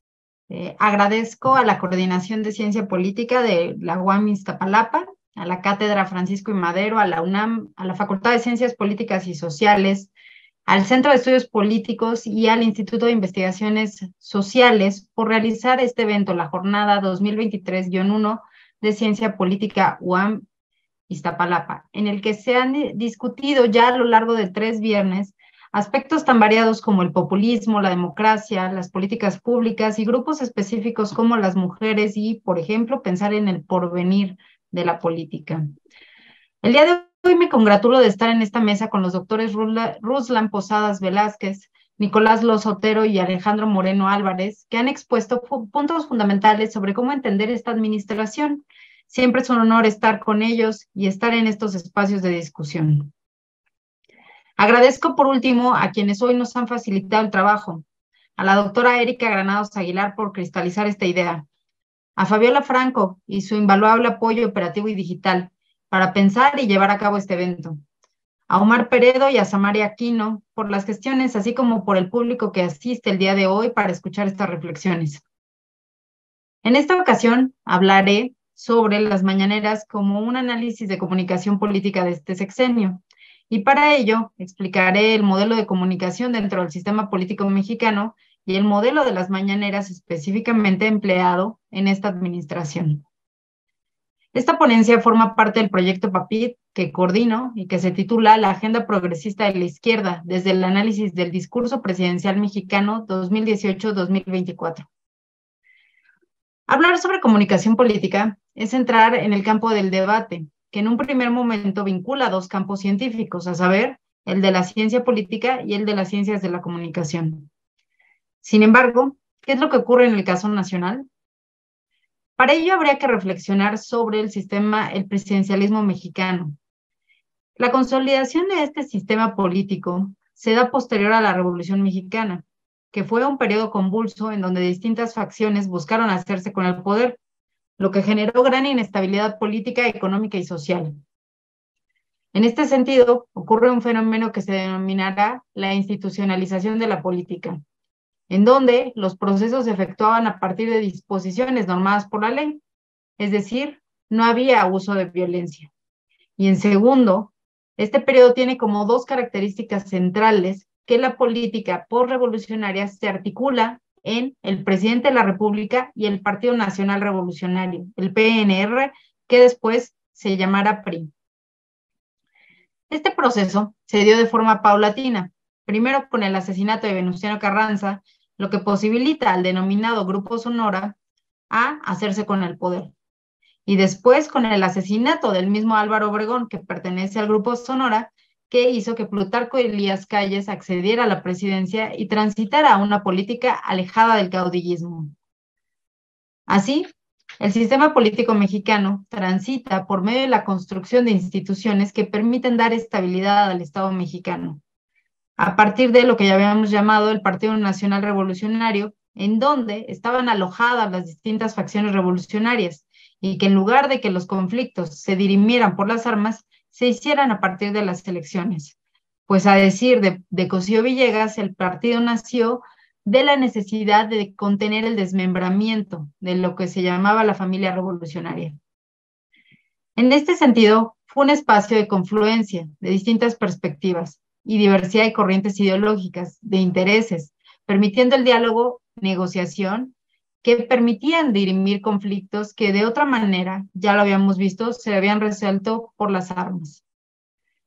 Pero habría que considerar otra figura, la otra figura relevante dentro de esta institucionalización de la política, que fue el presidente de la República, cuya investidura se consolida a partir del general Lázaro Cárdenas una vez consumada la revolución y el maximato. Esto es relevante, pues esta consolidación de corte presidencial, el poder ejecutivo tenía preponderancia sobre el resto de los poderes de la Unión. Ya lo comentaba el doctor Ruslan Posadas.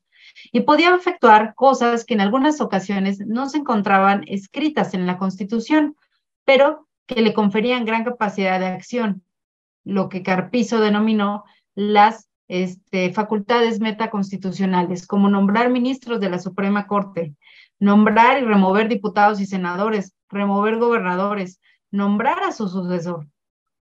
De esa perspectiva, se construye la idea de que el presidente es muy fuerte y que puede hacer casi con poderes ilimitados todo lo que se le ocurra. Para evitar fracturas dentro del sistema, se construyó un andamiaje simbólico, en donde el jefe del Ejecutivo Federal, el presidente de la República, era también el jefe nato del partido hegemónico.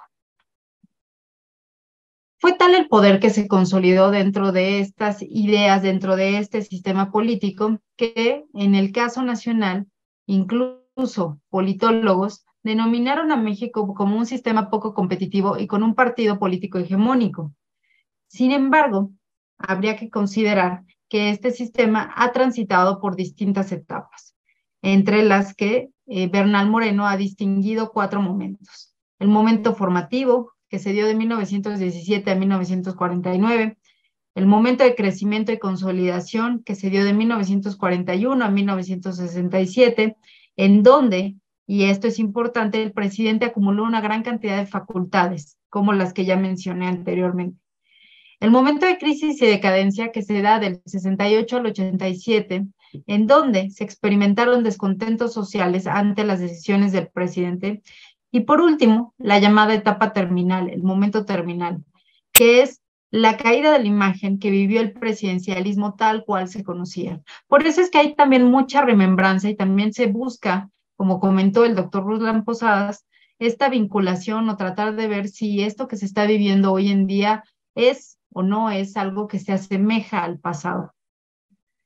En este tipo de gobierno, con un marcado centralismo, la figura del presidente es vital y dentro de ella la comunicación política es vista como uno de los canales donde la autoridad únicamente comunicaba a los gobernados sobre los proyectos o políticas públicas a implementar, sin capacidad de respuesta o de discusión. Al respecto, Camacho Solís comentó en una obra llamada Los Nudos Históricos del Sistema Político Mexicano que los medios de comunicación eran considerados como una institución más dentro del Estado mexicano, pues se convierten en una herramienta del mismo para transmitir los mensajes, pero se puede establecer control sobre ellos. La amenaza de retirarles la concesión en el caso de radio y televisión o no entregando el papel requerido para los materiales impresos. El modelo de comunicación política del Estado mexicano estuvo vigente hasta la década de los 80, en donde el presidencialismo entró en crisis, dando paso a un modelo de apertura hacia el mundo. Podemos recordar que en 1977 se promulga la Ley Federal de Organizaciones Políticas y Procedimientos Electorales, la LOPE, que permitió de forma sistemática el acceso de candidatos de oposición en el Poder Legislativo y que tuvo como consecuencia una fragmentación del modelo vertical que caracterizaba a nuestro sistema.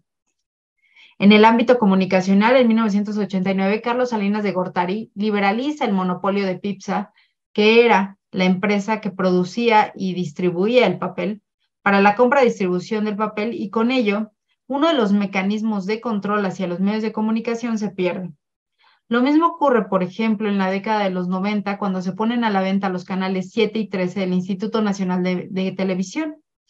En suma, a partir de los años 80, el sistema político mexicano transitó de un modelo de partido hegemónico sin tanta competencia a uno de pluralismo moderado, y con ello también se modificó el concepto de comunicación política. Ahora, de estar en un modelo donde la comunicación política se concebía únicamente como técnica para transmitir información hacia los gobernados, se movió y se modificó a una visión donde la comunicación política es concebida como la técnica para hacerse con el poder, medir la opinión pública, establecer estrategias con las cuales se puede influir la percepción ciudadana y ganar elecciones. Los medios de comunicación se consolidaron además como grupos de poder y difusores de las propuestas electorales. En el año 2000 ese poder se vio cada vez más ampliado en las elecciones de Vicente Fox y, sin lugar a dudas, en la de Felipe Calderón, que fue un clima polarizado que tuvo como consecuencia una ventaja entre el primero y el segundo lugar de menos de 1%. Él lo explica Valdés y lo cito: los diferentes spots de televisión, así como las diversas presentaciones públicas del candidato, señalaban insistentemente que si ganaba López Obrador, los mexicanos perderían el empleo, la casa y hasta el auto, sobreviviendo a una crisis económica de magnitudes mayores. De esta manera se presentaba a AMLO, iniciales de Andrés Manuel López Obrador, como un peligro para México. Y cierro citas. Es decir, los medios de comunicación transmitieron esta información. Los medios de comunicación fueron un actor preponderante en esas elecciones que fueron tan competitivas y que tuvieron como un resultado una polarización entre los dos, para el primero y segundo lugar. En las siguientes campañas presidenciales, en donde contendían Enrique Peña Nieto, Andrés Manuel López Obrador, Josefina Vázquez Mota y Gabriel Cuadri, no hubo esta disputa tan cerrada entre el primero y el segundo lugar.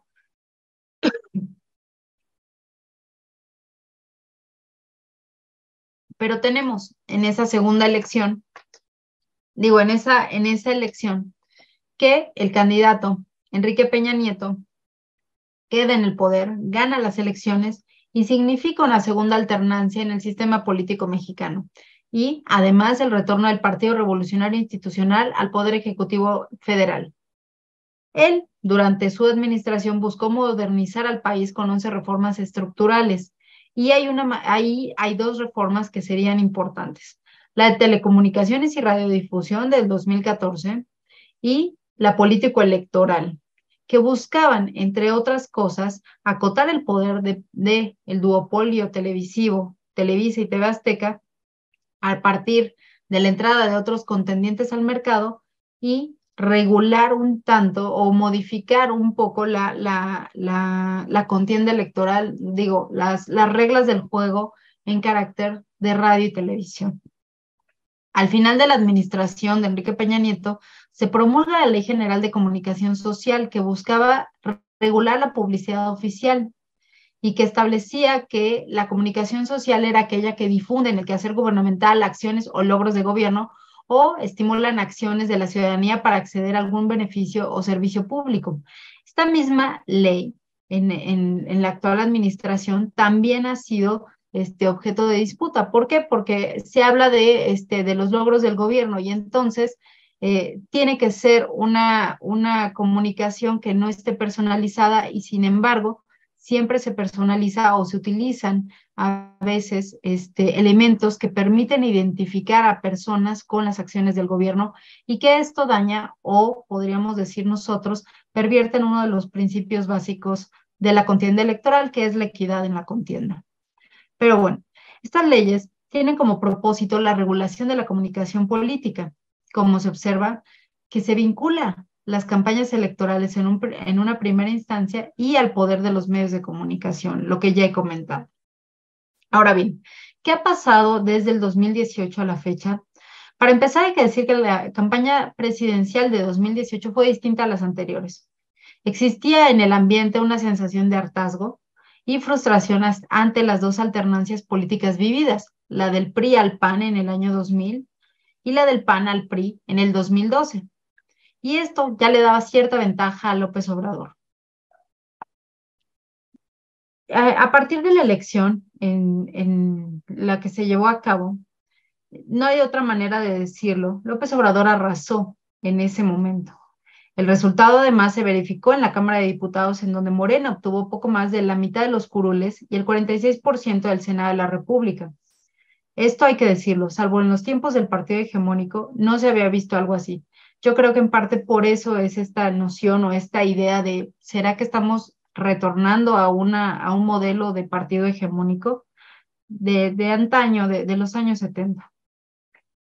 Por primera vez en la historia política mexicana reciente, un hombre que se asumía de izquierda rindió protesta como presidente de México. No se puede decir que López Obrador sea de derecha, pero existe polémica en torno a su adscripción a la izquierda y a la adhesión de la agenda programática tradicional de esta corriente política.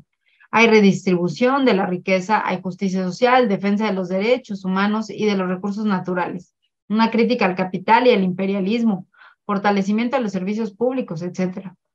Sin embargo, su posicionamiento sobre el derecho a las mujeres a decidir sobre su cuerpo, hacia el movimiento feminista en lo general, su perspectiva en torno al cuidado del medio ambiente, sus proyectos estratégicos y ciertas ideas que apelan más a una agenda progresista de la izquierda hacen cuestionar en qué parte del espectro ideológico se encuentra, así como, por ejemplo, la austeridad implementada en la administración pública, que es una de las banderas de la política neoliberal de Margaret Thatcher o de Ronald Reagan. Pero bueno, el 3 de diciembre de 2018, 2 días después de haber tomado posesión del cargo, iniciaron las conferencias matutinas del presidente.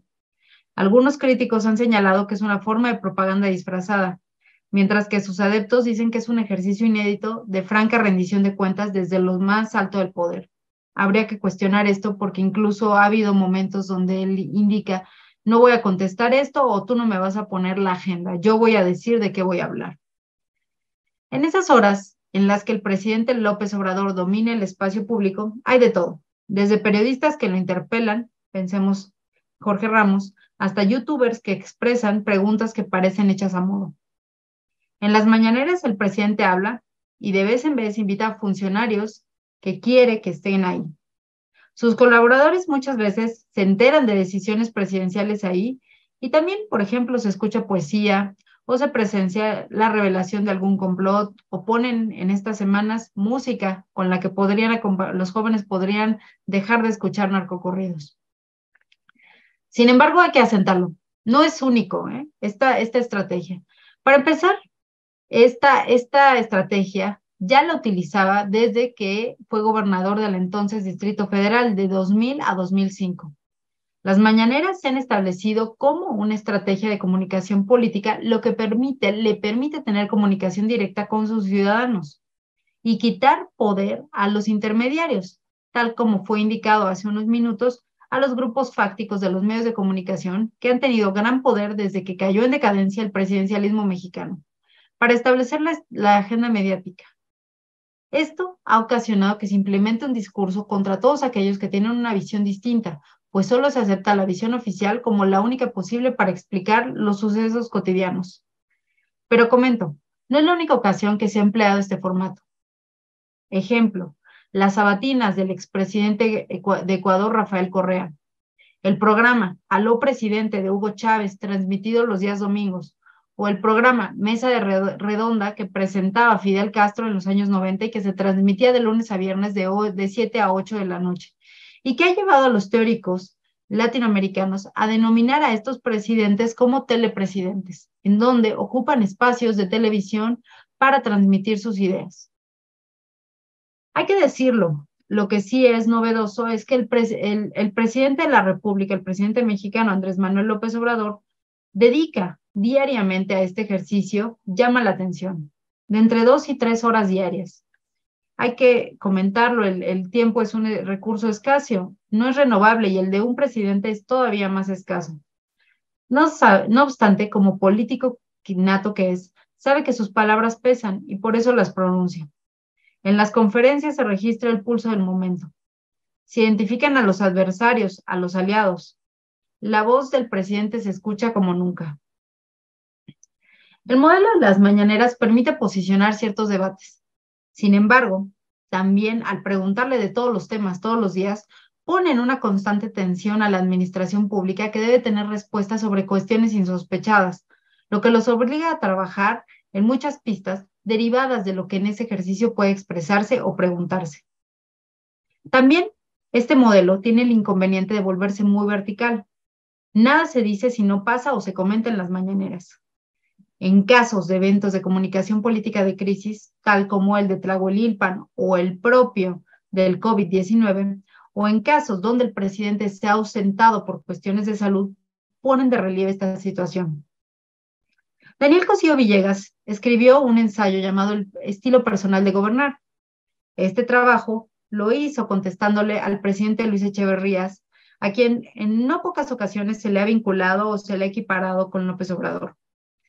Cosío Villegas escribió, y cito, sin duda la constante más sobresaliente de Luis Echeverría es su extraordinaria locuacidad. De hecho, se tiene la impresión de que para Echeverría hablar es una necesidad fisiológica, cuya satisfacción periódica resulta inaplazable. Está convencido de que dice cada vez cosas nuevas, en realidad verdaderas revelaciones, y cierro citas. A veces pareciera que el ejercicio de las mañaneras, de las conferencias, es una emisión de mensajes sin retroalimentación, un ejercicio fisiológico. Ya ha dicho el presidente que su pecho no es bodega, pero hay una distancia muy larga entre sus personales puntos de vista y las palabras que expresa el jefe del Ejecutivo. El actual gobierno federal mexicano ha recogido una tradición política que parecía disminuida. No hemos regresado a esta, pero no hay que olvidarla, que es la concentración del poder ejecutivo y desde el cual el presidente es el jefe del Estado, comandante supremo de las Fuerzas Armadas, jefe de la administración pública y líder máximo del partido en el poder. Como en antaño, el líder indiscutible del partido. Aquellas personas que desean un cargo público deben plegarse a sus dictados y para ello nada más ver lo que están haciendo las llamadas corcholatas, que, ojo, el término corcholata alude a un destape, a una apertura, igual que en el pasado. López Obrador conoce bien el sistema, se siente cómodo con las prácticas que se pensaban superadas. Él define la agenda, él señala quiénes son los adversarios, él censura o reconviene públicamente a sus colaboradores. Él es un político de campo, no de escritorio. Ahora, por ejemplo, ver a todos los candidatos que se presentan desde el bloque opositor, cómo los señala desde las mañaneras. No se ha concretado una vuelta al pasado. Es decir, esto aún no es una presidencia imperial, para usar un término que se utiliza mucho en estas épocas. Pero ciertamente tampoco hay una presidencia disminuida. López Obrador sabe que tiene el poder y lo usa y lo emplea desde las mañaneras. Será importante revisar lo que ocurra de cara a los comicios del próximo año. Su intervención en las elecciones en favor de su candidato o candidata y en detrimento de la oposición. Las mañaneras será uno de los puntos neurálgicos centrales para la estrategia de comunicación política y comunicación electoral del próximo año. Muchísimas gracias. Muchísimas gracias, doctora Andrea Samaniego. Ahorita vamos a iniciar la parte de preguntas y respuestas y agradecemos al público por participar el día de hoy en esta ronda y al staff por hacérmelas llegar cada una de ellas. Esta ronda se va a llevar a cabo de acuerdo al orden en el cual iniciamos y les recordamos que a cada ponente que tienen 5 minutos para responder las preguntas.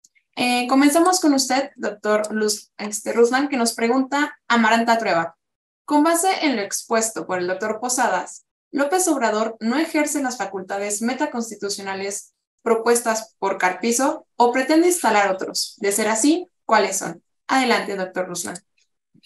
Gracias por la pregunta. Bueno, esa es, digamos, de las temáticas que, insisto, necesitaríamos a lo mejor específicamente un coloquio, ¿no? Una mesa redonda particular para abordar más a fondo esto.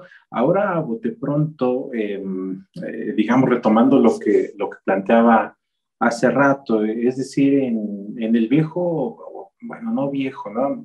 Me gusta más en términos de elegancia decirle, en el presidencialismo histórico mexicano, lo que encontrábamos, según Jorge Carpizo, pero insisto también Jorge Carpizo, ¿no? Como un integrante destacado de ese régimen, pero también pensadores de la izquierda histórica, como Pablo González Casanova, Luis Javier Garrido, Octavio Rodríguez Araujo, señalaban, ¿no? Que efectivamente el peso mayor para poder analizar el régimen presidencial en otras épocas recaía justamente en las facultades metaconstitucionales, es decir, en las reglas no escritas, en ese amplio abanico de posibilidades que tenía el presidente, lo mismo para intervenir en asuntos de su partido que para remover funcionarios públicos o integrantes de otros poderes, ¿no? En esta reseña que ya nos hacía Andrea Samaniego hace un momento.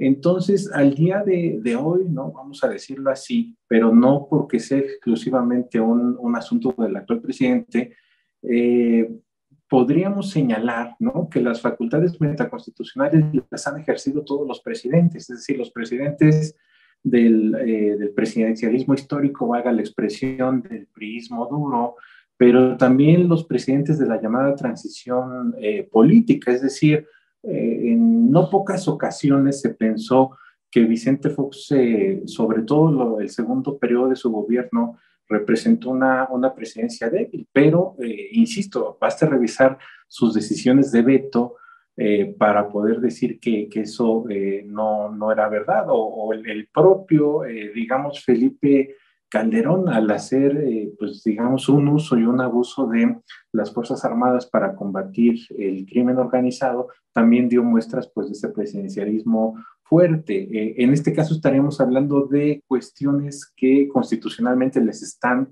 conferidas a los presidentes, pero aquí el asunto, y por eso cobra vital importancia esta pregunta, ¿qué hay de esas facultades metaconstitucionales? Es muy evidente, ¿no? Y quizá aquí de pronto, para los ojos no solamente de los especialistas, sino de la opinión pública en general, ¿no? Pudiéramos decir que hay un uso y abuso de las facultades extraconstitucionales, por ejemplo, en este actual proceso de sucesión, es decir, finalmente no, digamos, a ninguno de nosotros, ¿no? Nos queda la duda de que esa pasarela, ¿no? de candidatos, ¿no? y de candidata es auténtica, ¿no? Es decir, la designación de del candidato de Morena, pues pasará por las manos del presidente de la República. Él puede decir y argumentar en la opinión pública que no es así, pero en el fondo sabemos que dentro de esas reglas no escritas, esa facultad metaconstitucional la va a ejercer, ¿no? Y hay quien vislumbra, ¿no? En términos, pues digamos, de lo que ha pasado en la historia, de que se puede consolidar después una suerte de maximato, es decir, que justamente esa regla metaconstitucional hace que la designación, ¿no? O la elección que pueda hacer el presidente de su sucesor o sucesora tenga que ver justamente con esa facilidad que le implique él después poder seguir interviniendo, al menos de manera indirecta, en las decisiones políticas del país. Y eso, bueno, crea mucha algarabía y crea mucho espanto y resquemor en la opinión pública, en el medio académico, pero también hay que pensar que eso es de alguna forma un proceso muy natural, ¿no? Y que se dio también en los gobiernos de la transición, es decir, no podemos ser omisos a decir, bueno, pues Vicente Fox iba a dejar como tal, ¿no? Una autonomía a su sucesor. Ocurrió lo contrario, digamos, es una suerte como de salvaguarda, ¿no? Que hacen los presidentes en turno para justamente poder después evadirse determinadas responsabilidades, y justamente las facultades metaconstitucionales, retomando el texto de Carpizo, pues servían para eso, es decir, era una suerte de blindaje, de protección que tienen los presidentes para justamente evitar ser juzgados por la historia, ¿no? Y como el actual mandatario quiere pasar a la historia, ¿no? De alguna manera, bueno, su expectativa, pues obviamente va a seguir ejerciendo este tipo de facultades que le permitan justamente poder influir en las decisiones posteriores a su gobierno. Pero, insisto, eso hay que tomarlo de la manera más natural, es decir, puede ser a lo mejor motivo, ¿no? de análisis en pro o en contra, pero es una suerte de facultad que han ejercido y ejercerán y seguirán ejerciendo los presidentes o las presidentas a futuro. Muchísimas gracias, doctor Luzlan Posadas, por resolver esta pregunta. Por su parte, doctor Nicolás Loza nos pregunta, Ángela García, ¿la legitimidad sustantiva erosiona el Estado de Derecho y, por ende, la democracia en México? Adelante, doctor. Gracias por la pregunta. Yo diría que no. Es decir, cuando yo hablo de legitimidad sustantiva, me estoy refiriendo a un tipo de creencias por las cuales la gente le concede derecho de mando al gobernante. Uno esperaría, en un modelo liberal de democracia moderna o de democracia occidental, como le quieran llamar, que la gente valorara dos aspectos esencialmente, que son que el origen de la autoridad haya sido conforme a la regla, conforme al derecho, que, repito, en un Estado democrático es que gane una elección libre, competida, etcétera, etcétera, y que su desempeño sea también conforme a derecho.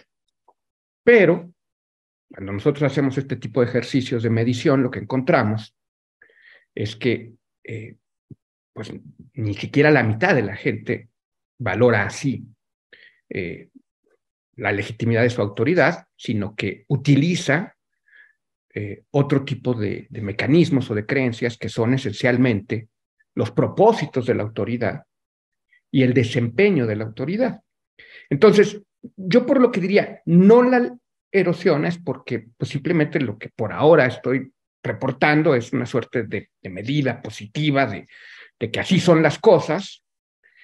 Tenemos pocas posibilidades de contrastar con el pasado. A lo mejor en el pasado la gente que se fijaba en el origen y en el cumplimiento del derecho era el 5% y ahora ya es el 45%, entonces quizá ahí haya una progresión, pero pues repito, no hay medidas comparables. Yo hice algunos ejercicios, lo más viejo que tengo es del 97 en México y solo para la Ciudad de México, entonces es difícil comparar.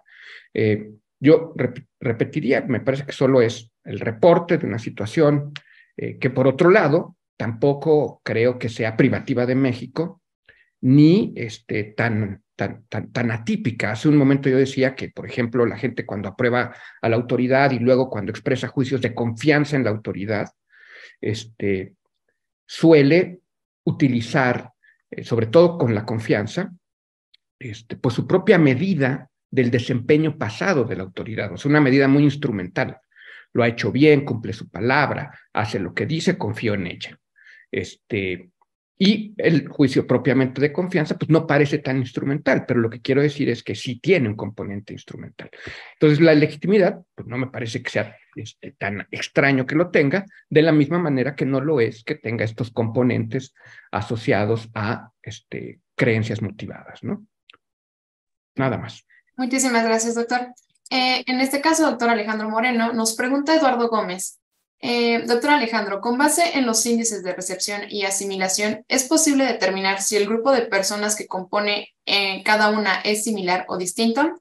De ser así, ¿la clasificación es con base en los deciles o en alguna otra variable? Muchas gracias. Qué interesante pregunta de carácter metodológico. La aprecio enormemente.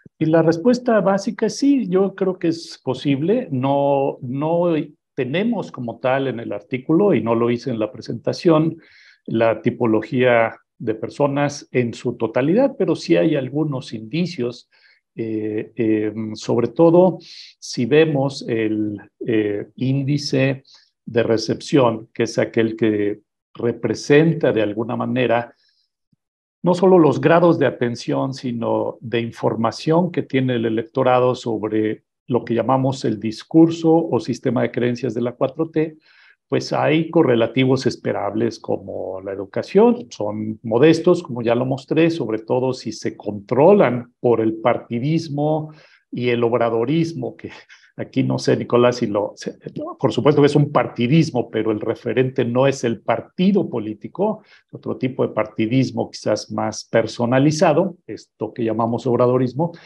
y ciertamente niveles de interés en la política, niveles de atención, seguimiento en medios, pero aquí lo que encontramos es que pues los medios tradicionales han jugado un papel más importante en la recepción del discurso obradorista gubernamental. No tanto las redes sociales, ahí el efecto se ve mucho más difuso, es mínimo. Por otro lado, me parece que el índice que es todavía más interesante, no por minimizar el anterior, sino por las implicaciones que tiene, es el índice de articulación o asimilación o constraint. Utilizamos todos esos términos de manera indiferente, es decir, como si fueran equivalentes. ¿Qué tanto organiza el sistema de creencias nuestras opiniones acerca del gobierno actual? Porque efectivamente tiene que ver, y aquí para vincularlo un poco con lo que comentaba la profesora Samaniego, tiene que ver con la difusión específicamente de una oferta ideológica, de un discurso, no nada más de encuadres ocurrenciales, si me permiten el término, sino de una construcción específica de un ethos. No le voy a dar el grado de ideología como tal, porque aquí también podemos meternos en distintos asegúnes, pero por eso nos gusta el sistema, el término, el concepto de sistema de creencias, un belief system, como le llama Converse. Con todo y que, para hacerle justicia a la ideología, para Converse realmente el sistema de creencias es ideología, es el sinónimo que utiliza para ideología en una época, en los años 60 y fines de los 50, donde ideología en medio de la Guerra Fría pues generaba distintas sospechas académicas, se le veía como con una tonalidad diferente. Entonces Converse, para no meterse en problemas, les llama sistema de creencias. Aquí estiramos un poco el concepto porque yo creo que, y también es una pregunta en sí misma, en si la narrativa de la 4T es una ideología como tal.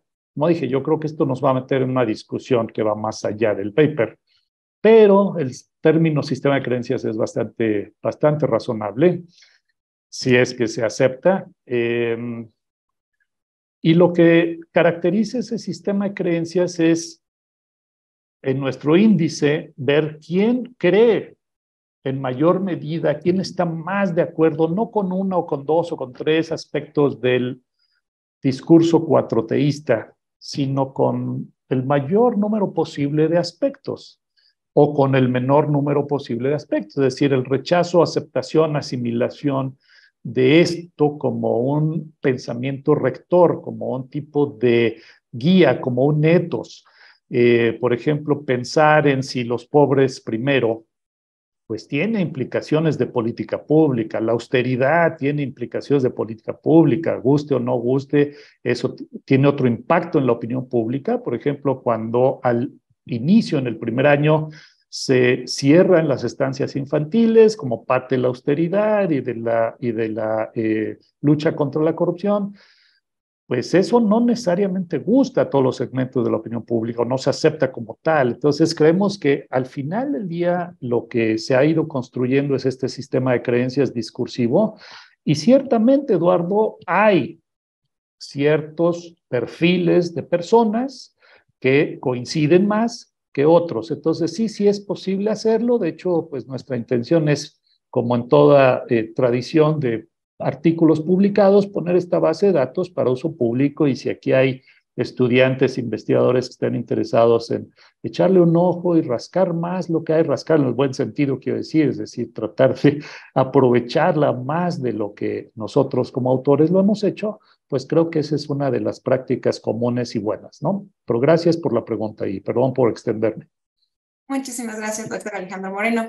Para concluir con usted, doctora Andrea Samaniego, nos pregunta Nadia Romero, ¿considera usted que la mañanera se arraiga como una forma de gobernar en México? Pues sí, en el sentido de que ahí lo que comentaba yo y lo explicaban también mis colegas, pero el sentido es que en la mañanera muchas veces miembros de la administración pública se enteran que hay un nuevo nombramiento o que van a hacer un cambio, que no van a aceptar el nombramiento de tal, o que van a investigar, o que van a hacer una investigación sobre algún otro tema, y entonces es parte de lo que yo les comentaba, que tensiona mucho la administración pública porque ahí se enteran de cosas que tienen que hacer, además de las sustantivas que tienen que hacer de forma cotidiana. Ahí también se enteran de nuevos proyectos o nuevas investigaciones o nueva información que tienen que recabar para entregarlo al día siguiente o la próxima vez que se presente la información. Entonces, sí es una manera de gobernar, es una manera donde incluso el presidente de la República amonesta públicamente a funcionarios del gobierno porque están haciendo las cosas mal, o los premia, les aplaude porque considera que las cosas están bien hechas. Entonces, sí es una manera de gobernar, que es pues a partir del acaparamiento de la comunicación y el acaparamiento de la opinión pública, porque el resto del día se habla de lo que ahí se dijo. Muchísimas gracias, doctora Andrea Samaniego, y a todos y cada uno de nuestros ponentes que el día de hoy nos acompañan. Agradecemos a todos los que nos visualizaron y los invitamos a que nos acompañen en la siguiente mesa, la mesa 14, que se llama La Democracia en México. Muchísimas gracias. Gracias.